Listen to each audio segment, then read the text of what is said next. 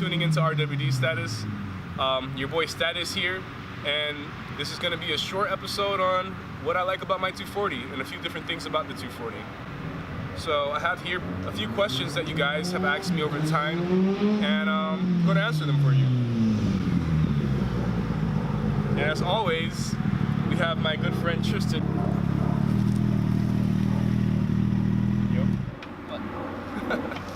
Our first question is, why did I choose a 240 and why S13?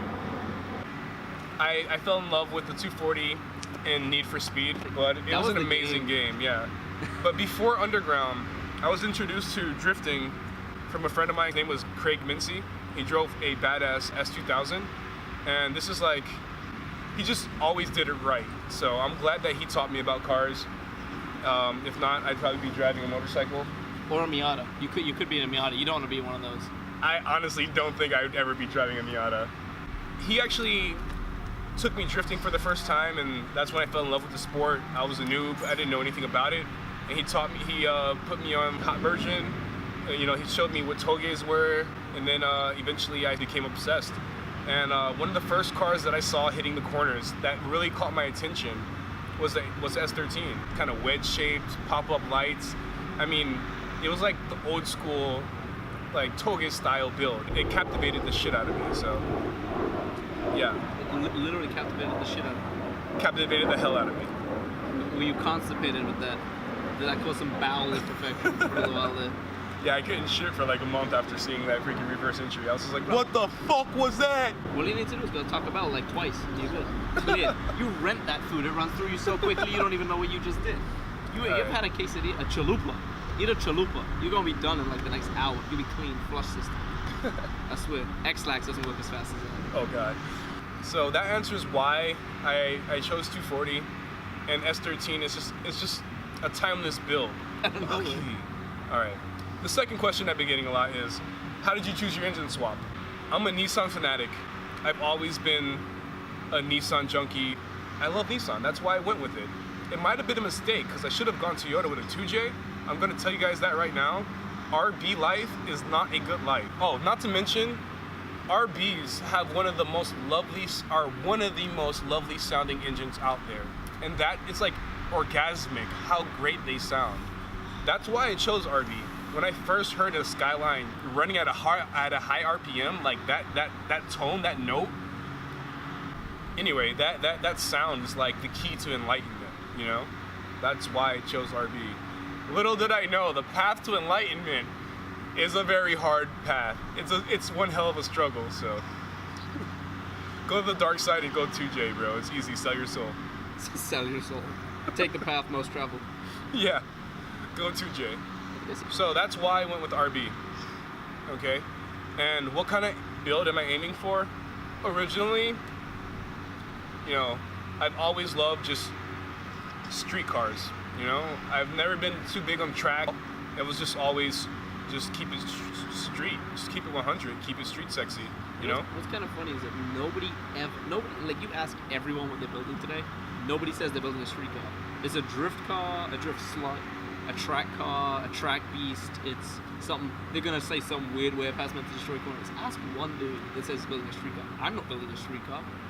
I'm building a street car. I'm wondering if my car will be street legal when I'm done. I don't know if my car will be street legal, but it'll be a fucking street car, okay? Yeah. I want my car to look as good as it drives. That is my goal. And that's what I feel a street car should truly be. This next question is pretty funny. What do you hate most about your 240? Jesus, what do I hate about this freaking car? Honestly, what don't I hate about this car? I mean, it's a freaking 25-year-old car that I had to build from scratch and change every nut, bolt, freaking wire, harness, everything. Caitlyn Jenner? Huh? Caitlyn Jenner? Yeah. This thing has gone through the whole entire sex change. Like, Caitlyn Jenner as fuck, bro. Hashtag Caitlyn Jenner. Jenner. She's gonna read. It's gonna read that. You know? Like I said, what do I hate most about my 240? Honestly, there was numerous things that I used to hate about it, but it was all just, you know, small things that I needed to do proper. don't rig things up. I mean, there's plenty of things rigged in here, kind of. Get a rig. Kind of rigged. Get a rig. But I mean, when you do something, I try to aim to do it properly the first time. If I did rig something, it's because of my lack of knowledge originally. So like, you live and you learn, you know? There was a lot of things I had. There was computer problems, tuning problems, fuel injector problems. All that stuff has been squared away. That random hose that's just chilling behind your front right wheel. It just hangs there. Behind it. Hi, hose. Hi, hose. It's just one of my hose. Don't ever do that again. What? I'm kidding. There's only two simple things that I'm hating right now with my 240. Everything has been running so great. I have no excuses. I mean, I have no complaints. Huh? I got the footage to prove it's been running great. I'm getting into that. Oh, sorry. I was gonna fuck you up. Okay, sorry. You gotta The two things that have been honestly like annoying the living crap. The two things I hate the most. One, my VLSD from a stock S14 has seen better days. It's on its way out. It locks about 30% of the time now. Well, if even that. That's here. You know. It locks in parking lots when you're not even in gear. Yeah. So, my diff, and then the thing that I hate the fucking most in my 240 is not even 240 related. It's my RB. I hate the freaking turbos.